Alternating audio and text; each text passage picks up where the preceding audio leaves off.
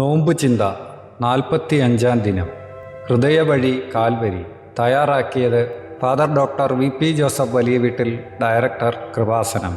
സ്നേഹത്തിൻ്റെ സത്യമായ വേർഷൻ. വിശുദ്ധ എസ്തപ്പാനോസിൻ്റെ രക്തസാക്ഷിത്വം അതീവ ഭക്തിനിർഭരമായിട്ടാണ് ബൈബിൾ അവതരിപ്പിക്കുന്നത്. സുവിശേഷത്തെ പ്രതി അപ്പസ്തോലന്മാർ അല്ലാത്ത വിശ്വാസിയുടെ ആദ്യത്തെ രക്തസാക്ഷിത്വമാണ് വിശുദ്ധ എസ്തപ്പാനോസിൻ്റേത്. വിശുദ്ധ സ്റ്റീഫൻ രക്ഷാകരമായ ചരിത്രം കൈമാറുമ്പോൾ അത് സ്വീകരിക്കാൻ താല്പര്യമില്ലാത്തവർ കോപാക്രാന്തരായി അവനെ കല്ലെറിഞ്ഞു കൊല്ലുന്നതാണ് മുഹൂർത്തം.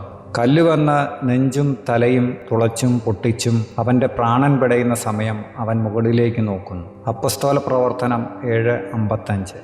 എന്നാൽ അവൻ പരിശുദ്ധാത്മാവിൽ നിറഞ്ഞ് സ്വർഗത്തിലേക്ക് നോക്കി ദൈവത്തിൻ്റെ മഹത്വം ദർശിച്ചു.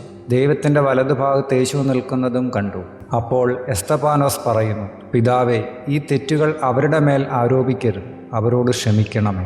പുനരുദ്ധാനത്തിൻ്റെ ഏറ്റവും വലിയ സന്ദേശം എല്ലാവരോടും ക്ഷമിക്കുക എന്നതാണ്. അത് സ്നേഹത്തിൻ്റെ മൂർധന്യമാണ്. സ്നേഹം സത്യമാകുന്നത് ഇവിടെയാണ്. ക്രിസ്തു ലോകത്തിന് നൽകിയ പുതിയ സംസ്കാരം സ്നേഹത്തിൻ്റെ സത്യമായ ഒരു വേർഷനാണ്. കാരണം ഏറ്റവും കൂടുതൽ തെറ്റിദ്ധരിക്കപ്പെട്ടിട്ടുള്ള വാക്കാണ് സ്നേഹം.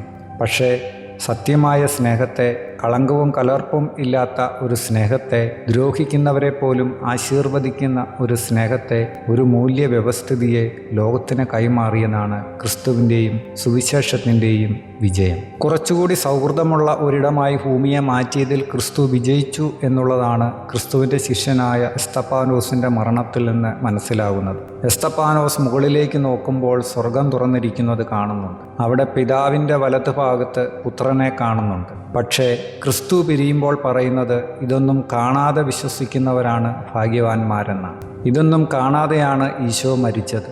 അതാണ് ക്രിസ്തുവിൻ്റെ മരണത്തെ എസ്തപ്പാനോസിൻ്റെ മരണത്തേക്കാൾ മൂല്യമുള്ളതാക്കുന്നത്. ആ സഹനത്തിൻ്റെ നിമിഷങ്ങളിൽ ദൈവത്തിൻ്റെ ഒരറിവ് അടയാളവും ഇല്ലാതിരുന്നിട്ടും ദൈവത്തിൽ വിശ്വസിച്ച് ആത്മാവിനെ സമർപ്പിക്കുന്ന ഈശോ ലോകത്തെ ജയിച്ചവനാണ്. അവൻ ഇനിയും ജയിച്ചുകൊണ്ടേയിരിക്കും. എന്നിലൂടെ, നിന്നിലൂടെ, എല്ലാവരിലുമൂടെ, തലമുറകളോളം.